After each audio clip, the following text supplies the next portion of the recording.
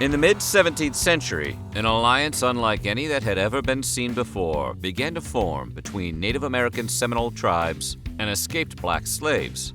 The Black Seminoles were a group of freedmen and runaway slaves living in Florida since as early as 1689. Yet, despite the fact that their pairing changed the course of American history, the Black Seminoles were, for the most part, forgotten about. So, today, we're going to tell you some things you never knew about the alliance between Seminole Indians and escaped slaves. But before we get started, be sure to subscribe to the Weird History channel and let us know in the comments below what other Native American or Black history topics you would like to hear about. All right, pack up the car. We're going to Florida.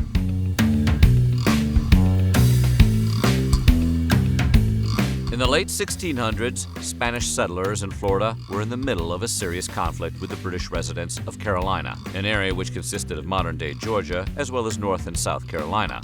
As a result, they needed a fort that could act as a buffer to protect them. So in 1681, Fort Mose was founded, just north of St. Augustine. With so many escaped slaves seeking freedom in Spanish Florida, the settlers decided that the fort should be run by freed black men. In total, 38 men ran the fort and established what is now recognized as the very first all-black town in North America. When Florida was later ceded to Britain in the Paris Treaty of 1763, the freedmen were no longer welcome. Many were forced to flee to the Seminole Nation, thus beginning the Seminole Nation's alliance with the Black Seminoles. The relationship between the Black Seminoles and the Native Seminoles was, to say the least, complicated.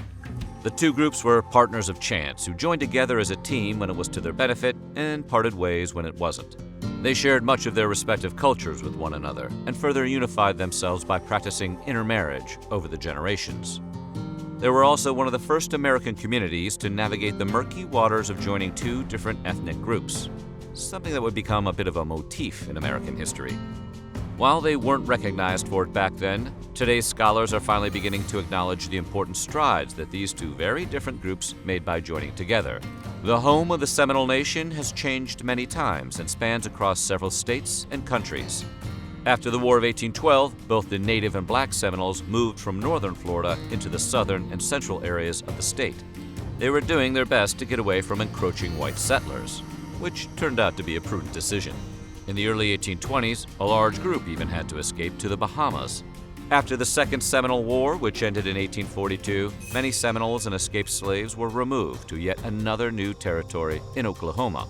However, others chose a different path and ended up in Texas and northern Mexico. Around 1816, General Andrew Jackson, the future 7th President of the United States, was charged with the forced removal of any runaway slaves who were being sheltered by the bands of Black Seminoles. To accomplish this task, he adopted a strategy that mostly consisted of the burning and raiding of Seminole villages. These attacks, as you probably aren't surprised to learn, quickly became the catalyst for the first major conflict between the white settlers and the Seminole Nation. Although the Black Seminoles fought back, Jackson captured the Spanish-held cities of Pensacola and St. Marks.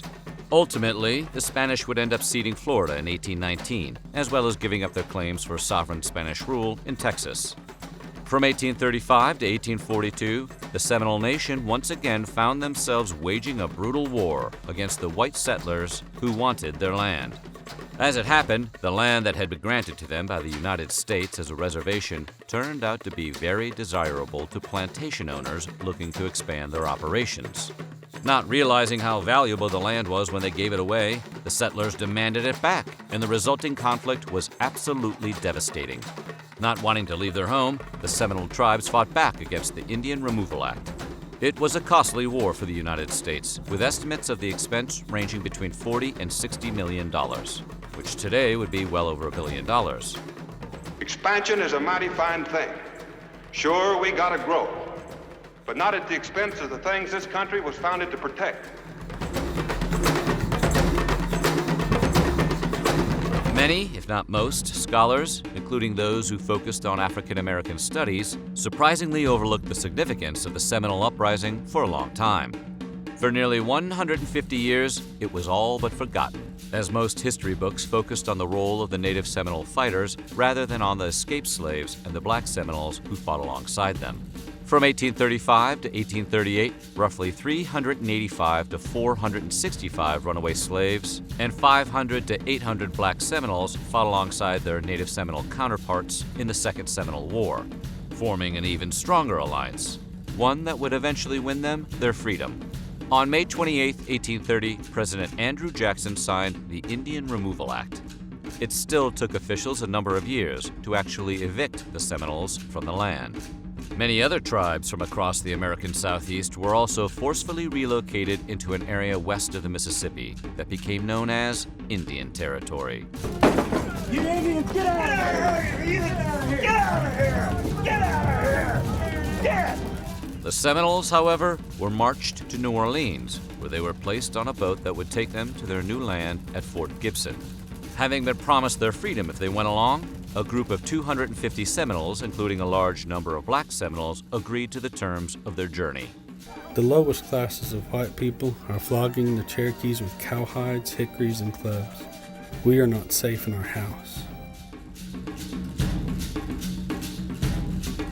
After the Second Seminole War, white plantation owners quickly realized that it wasn't going to be in their best interest to admit that they were defeated by black rebels. In an attempt to appease both sides, the black members of the rebellion were granted their freedom, and the incident was purposefully swept under the rug of American history. Although slaves had been granted their freedom in other situations, this was the only time before the Civil War where freedom was granted to runaway slaves. When slavery was still being practiced in the southern United States, the plantation owners' grip on power was paramount. Plantation owners had to maintain their control over slaves to ensure the continuation of their businesses and the lifestyles that they had established for themselves. This dynamic plays a large role in explaining why the escaped slaves who fought in the Second Seminole War were largely forgotten by history. It was in the plantation owners' interest to downplay any occurrences of slave rebellion, particularly those that were successful, so that other captives wouldn't try it themselves. A system of euphemisms was used in newspapers to get the story out without any African Americans realizing what had happened. What people don't know is that enslaved people always resisted, always fought for their freedom.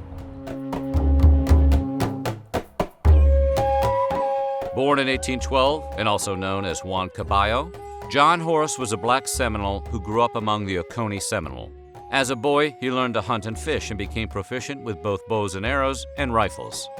In contrast to many of his contemporaries, John also learned to read and write in several languages. He is known to have a working knowledge of Spanish, English, and the Hichiti tongue, spoken by the Oconee. Among other things, he would go on to lead the largest slave uprising in American history during the Second Seminole War. He also met 2 presidents, was an advisor to multiple Seminole chiefs, and later served as a distinguished officer in the Mexican military. Toward the end of his life, he led his people from Florida to northern Mexico, where he provided them with a safe place to live, a place that his descendants still reside in today.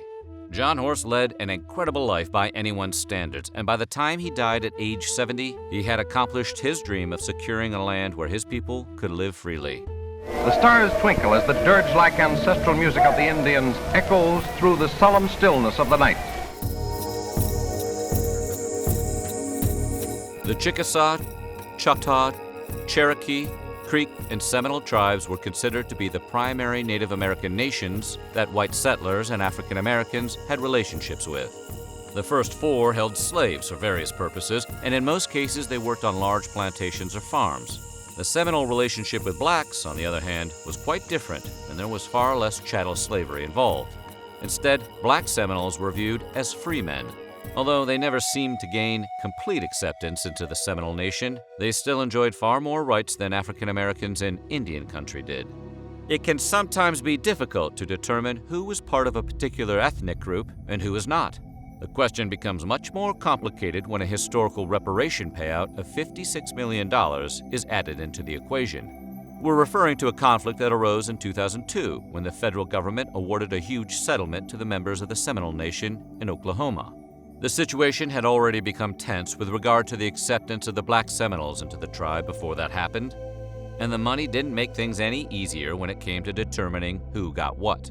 Many of the people arguing for inclusion pointed out that there has been a long history of intermarriage between the Black Seminoles and Native Seminoles, and that the settlement should be rightfully shared. The Black Seminoles attempted to sue the federal government for their share, but in 2004, the United States Supreme Court ruled against them. The court held that the suit couldn't move forward without the Seminole Nation of Oklahoma being joined as a party. However, the Seminoles of Oklahoma refused to join, and as a sovereign nation, the court could not force them to. So what do you think? What other alliances would you like to hear about? Let us know in the comments below, and while you're at it, check out some of these other videos from our weird history.